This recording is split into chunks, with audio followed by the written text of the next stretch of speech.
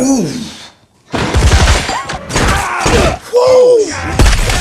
Oh, damn! Damn! Bad boys, bad boys. What you gonna do when they come for you? The movie begins in the hustling and bustling city of Miami, the land of white beaches and dazzling sunlight. Two detectives, Mike Lowry and Marcus Burnett, are driving in a car where Mike is speeding as if participating in a Fast and Furious movie, while poor Marcus is screaming at the top of his lungs, begging him to slow down. Mike explains that they are raging because Marcus got them late like always. Marcus is queasy in the stomach and asks Mike to stop near a store to buy some ginger ale. Pull over at that store right there. I need a ginger ale. Look, we don't have no time to get no ginger ale, man. I feel like I'm gonna throw up. You got 90 seconds, all right? Ginger ale and nothing else. Marcus rushes inside the store, picks some ginger ale from an ice barrel, and then picks some candy while anxiously checking out the time. While he is at the counter to pay for the two items, his gluttonous gaze falls on some hot dogs. He orders one and is about to take a bit when a gunman enters the shop and orders the cashier to empty his register. If he didn't reach the car in 15 seconds, a very mean person would be barging inside the shop, grabbing their necks. While those words come out of his mouth, a wrathful Mike enters the shop looking for Marcus. Sir, I'm gonna need you to lower your weapon. Come take my weapon, then, fucker. Call 911.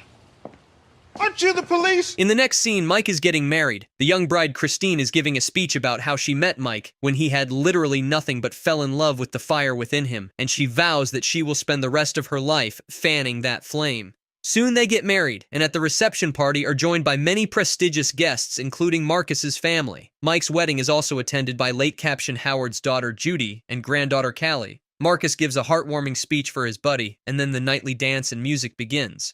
While swaying wildly, Marcus suffers a heart attack and collapses in the middle. He is rushed to the hospital and given emergency care. However, Marcus's subconscious travels to a mystical beach where he finds Howard, who whispers into his ears that his time hasn't come yet. It's not your time. Soon, Marcus gains consciousness, and with the beat of a hip, Latin track gets up on his feet, beaming ear to ear, and walks out of the room. Instantly, Mike, who had dozed off, wakes up and follows Marcus, who had gone up on the terrace, appreciating life to the fullest. Why don't you just step back from the edge a little bit, please? As Mike slowly coaxes him to step down from the treacherous ledge of the terrace, Marcus warns him that a storm is heading his way that will test him really hard. Elsewhere in one of the skyscrapers in Miami, a chopper comes down on its terrace. A former DEA officer named James McGrath meets with a cartel banker and wants him to transfer $20 million to Captain Howard's account. McGrath has one of his goons shoot the banker's bodyguard. Next, he calls the banker's wife and shows her the face of the banker's girlfriend. The banker is forced to transfer the amount in Howard's name, and when the whole process is done, James makes the banker's girlfriend hold the gun to shoot the banker and then herself. Meanwhile, Mike is driving Marcus back home when Marcus's wife, Teresa, calls him, anxiously rebuking him for neglecting his health. Meanwhile, Marcus declares that both Mike and he are soulmates, and Mike chuckles at the idea. We're bound, and we have been for lifetimes. We haven't always been Mike and Marcus. What you talking about? We're soulmates. My soul is more advanced than your soul. It's not that your soul is stupid. Hey, how long you think your brain went without oxygen? As soon as they reach home, Marcus is given a warm welcome by Teresa, his daughter Megan, son-in-law Reggie, and a grandchild. Also, Christine is present. After a passionate embrace, Marcus rummages through the kitchen cabinets and is furious when he sees his favorite snacks being replaced by healthy food like chickpeas. A frustrated Marcus protests and even tries to bribe Mike for some Skittles, but the latter refuses firmly and then leaves with Christine. The next morning, Mike gets the news that the late Captain Howard was involved in some illegal dealing with the cartels. Instantly, Mike rushes to the police department where a conference is being held. He confronts the higher officers who believe that Howard is a felon. Mike argues with Rita and Adam that if it weren't for Howard, none of them would have been holding their jobs. Bud Grice, another FBI higher-up, informs them that they knew someone was providing intelligence to a cartel moving product in South Florida, but they didn't know who it was. Adam continues that a cartel bank was shot dead a couple of weeks ago by his girlfriend, and they found a phone with Howard's contact on it. Suddenly, Howard's daughter Judy arrives, and Mike assures her that they are on the same team. However, Judy rebukes him that her dad would have been alive if it weren't for his roguish son and vows that if she ever finds him on the street, she will put him down. Mike decides to speak to the cartel directly. Mike visits the Florida Correctional Facility to meet his son Armando. Mike inquires whether Howard is working with the cartels, and Armando negates. In fact, he reveals that Howard was after those who were dealing illegally. Mike tries to clarify that Armando killed him because Howard was on his mother's hit list, but Armando adds that Howard's name was added to the list. Give me a name. My mother. She's the one who dealt with him. I knew we should have kept that damn witch alive. May she rest in peace. In a remote house, McGrath and his accomplices are busy with their foul work. But once they try to get into Howard's accounts, they trigger a failsafe that sends video messages to Mike and Marcus from Howard. While driving, Marcus nearly gets bananas when he sees a video message from Howard. He's texting us from the other side. No, he's not, Marcus. As he plays it, Howard mentions that when they would get the message, he would probably be dead. He warns them about the traitors in their department and not to trust any of them. Next, he gives them a hint that the giant Coke bottle is the key, leaving both Mike and Marcus baffled. Meanwhile, at the remote house, McGrath is informed that the message was sent to the bad boys, Marcus and Mike. Instead of killing them, McGrath orders his goons to keep an eye on them. The bad boys reach Fletcher's warehouse, where he had created this bizarre studio, and calls himself an artist. It is revealed that Howard had trusted Fletcher with something very important, and he is about to reveal it when McGrath shoots him on his head. Flex your face one more time. Flex it again. Did you shoot him? I don't think so.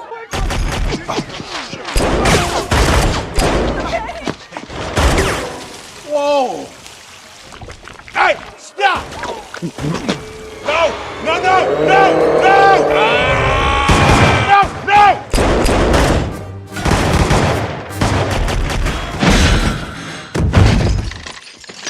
No! No! Look!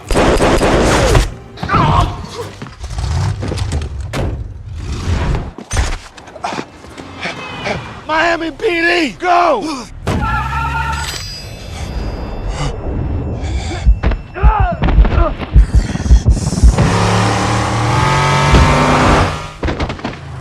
The goons get away before Rita and others arrive. Marcus is about to reveal the weird text message they received, but Mike refrains him from doing so, and covers up that they got a tip. He also tries to coax Rita that Howard was not stupid enough to hold fake accounts in his name. Kelly and Dorn help them unlock a scan code they grabbed from the surveillance pictures on the walls. There is another video message from Howard, who uncovered that he had been trying to grab the culprits for the last 9 years, and also had 2 retired cops, Sanchez and Ruiz, working with him. But both of them were killed in a sudden car crash, and he sensed foul play, so Howard never included Mike and Marcus in that case. Howard now puts the case in their hands and mentions some storage locker that has the original case files. Mike warns his team that they have to get those files, but very quietly, since they cannot trust anybody. In the prison, Armando gets ambushed by some prisoners and is targeted because he knows that Howard is innocent. Mike strives to have him transferred through a chopper.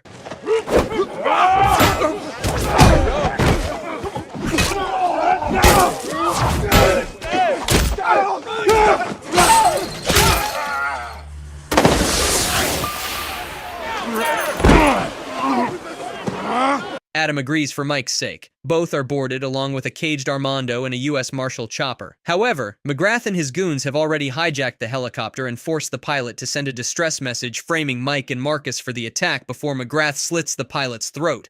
McGrath escapes with some of his guys and leaves the chopper to go down.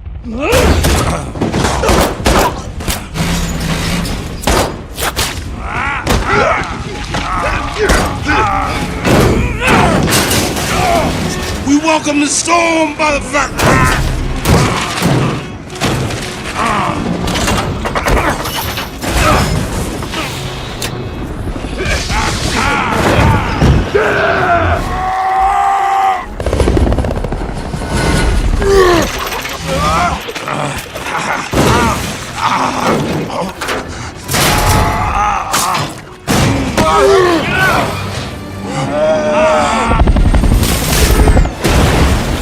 Armando then helps them crash land the chopper into the lake. From there, Armando wants to go solo, but Mike forces him to stay with him, since he is the only one who can identify the culprit. Mike tells him that Howard had some case files against that culprit, and now Dorn has them. Reluctantly, he agrees to help them. Meanwhile, the police survey the crash site and receive the distress message. Judy terms Mike, Marcus, and Armando's as wanted fugitives despite Rita's defending them.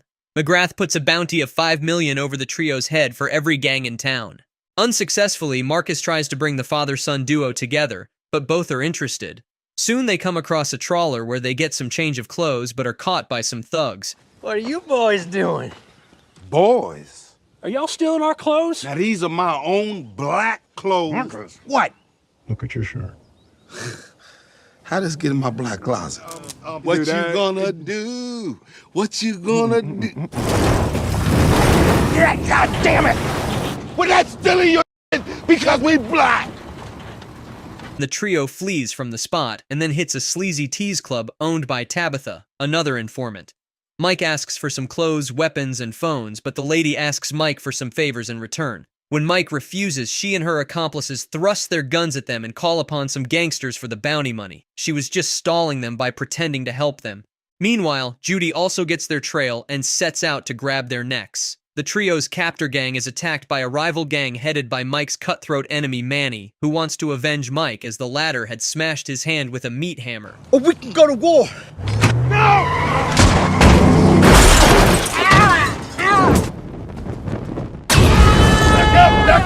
Back up! However, his van catches fire while Judy chases them from behind, and as soon as she sees Armando, she fires at him madly. Just in time, the trio hops out of the burning van, and within seconds, it explodes into ashes. Judy rushes towards the charcoaled van and is dismayed to find the trio vanished in thin air. Marcus, Mike, and Armando reach Dorn's house, and it is revealed that Dorn and Kelly are sweethearts in secrecy, as due to professional norms, they can't break out their relationship in public. Kelly is reluctant to tolerate Armando around her, as he can land them all in hot water despite being Mike's son. But in the end, both decide to help Mike and Marcus. Next, they scan through the 10-year data and photographs of all important higher-up officers that Captain Howard was investigating and show their pictures one by one to Armando. But still, they are not close to reaching their target. Soon, Armando finds a picture of James McGrath and points out that he is their guy.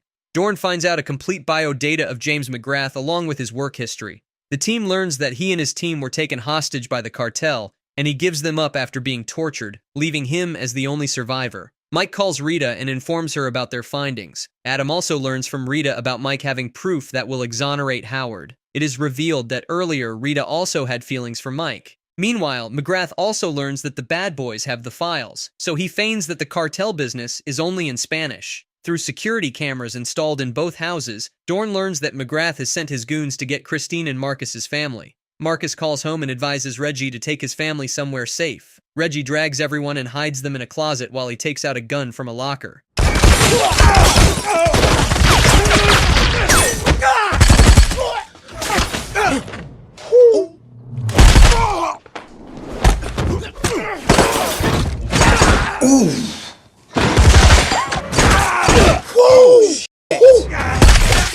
Oh, damn! Damn!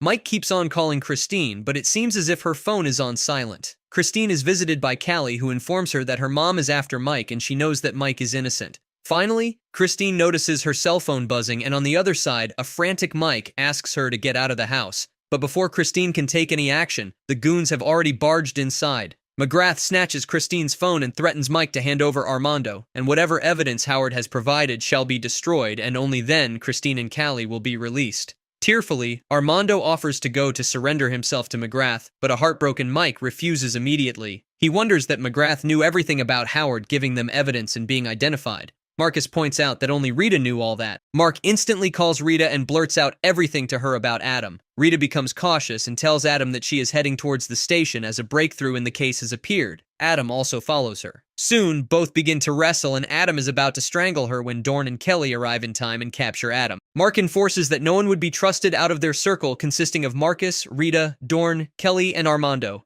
Otherwise, they are inviting more risks toward Christine's and Callie's lives.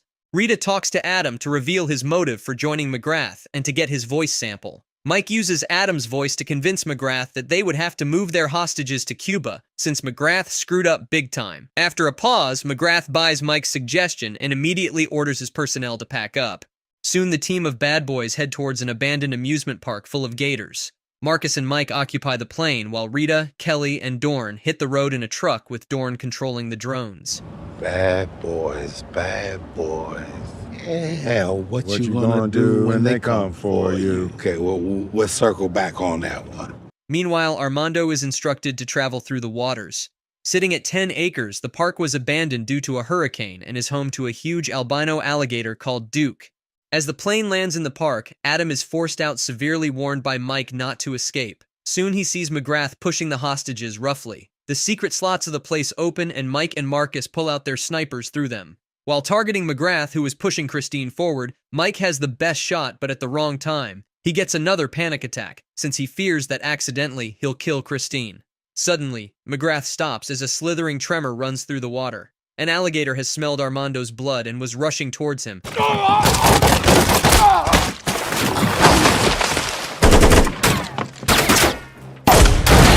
Dawn, take out that sniper!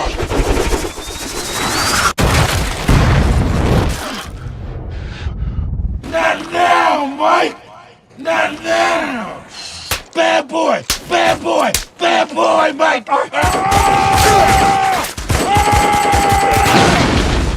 Mike!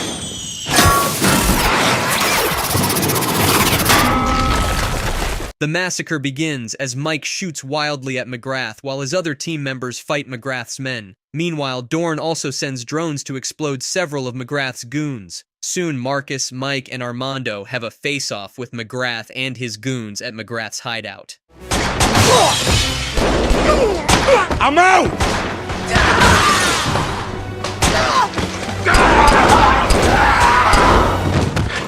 Grenade!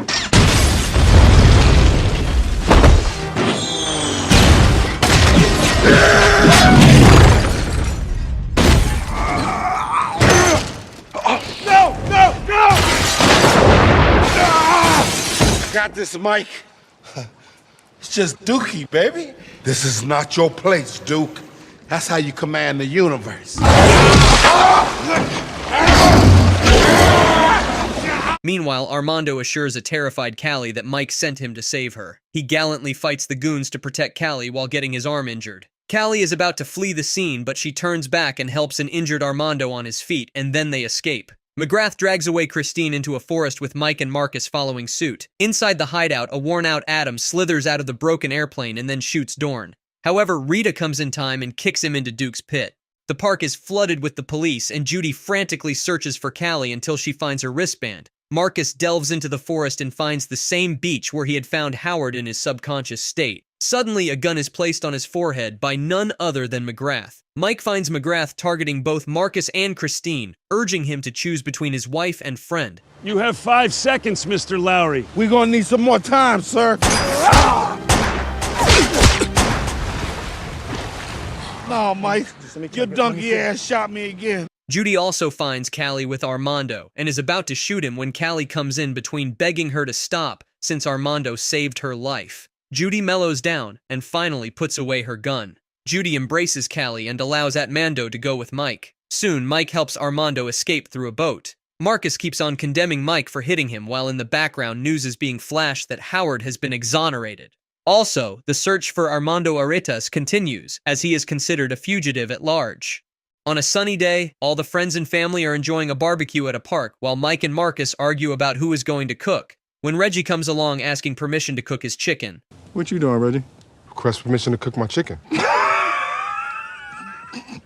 All due respect, we appreciate that you did save people that we love. You can work that half of the grill. It's small, and I'll work this half. But is he still standing there? Mike, he killed 15 people at the house.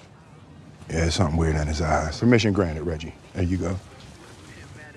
And this is where the movie ends. I really hope you enjoyed the recap, and if you did, then don't forget to subscribe to the channel, smash that like button, turn on the notifications, and share the video for more awesome movie recaps. Thank you for watching.